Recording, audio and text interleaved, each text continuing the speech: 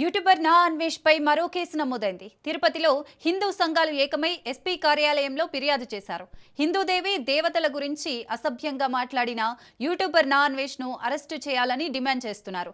భారతీయుల భిక్షతో బతుకుతూ హిందువుల మనోభావాలను దెబ్బతీసేలా వ్యాఖ్యలు చేయడం సిగ్గుచేటని మండిపడ్డారు. తక్షణమే నా అన్వేష్ భారతీయులకు హిందువులకు క్షమాపణలు చెప్పాలని, నా అన్వేష్ యూట్యూబ్ ఛానల్ ను తిరస్కరించాలని హిందూ సంఘాలు పట్టుబడుతున్నాయి.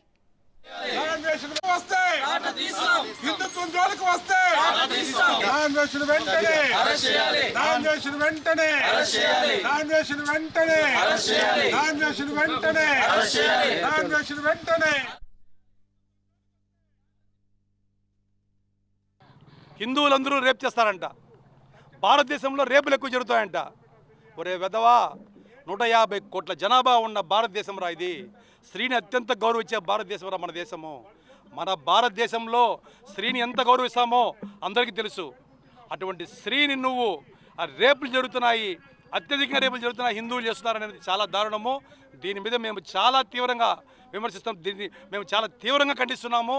అతన్ని అరెస్ట్ చేసి ఎస్పీ గారు వెంటనే ఇక్కడ అతన్ని పిలిపించి అరెస్ట్ చేసి అతన్ని శిక్షించకపోతే మేము ఎంత తీవ్ర ప్రమాణంగా ఎదుర్కొనేందుకు మేము సిద్ధంగా ఉన్నాము.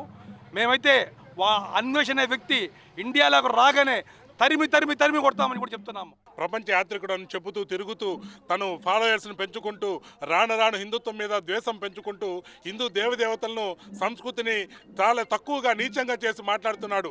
అదేవిధంగా ఏ ఒక్కరిని వదలట్లేదు. ఇతను ప్రజల మధ్య విద్వేషాలు రేపుతూ, మతాల మధ్య విద్వేషాలు రేపుతూ వారి పైన కుట్రలు పన్నుతూ దేశంలో విచ్ఛిన్నం తేవాలని ఇతను చేస్తున్నటువంటి ప్రయత్నాన్ని దృష్టిలో పెట్టుకొని ప్రభుత్వం ఇతని పైన రెడ్ నోటీస్ జారీ చేసి ప్రపంచంలో ఎక్కడ ఉన్నా వీడు వాడిని ఇమ్మీడియట్గా అరెస్ట్ చేసే విధంగా చేయాలి. ఇలాంటి వారికి ఒక్కసారి అరెస్ట్ చేసి లోపల వేస్తే మిగతా యూట్యూబర్లు ఎవరైనా కావచ్చు ఈ విధంగా మత విద్వేషాలు రేపే విధంగా, మతాల్ని కించపరిచే విధంగా మాట్లాడాలి.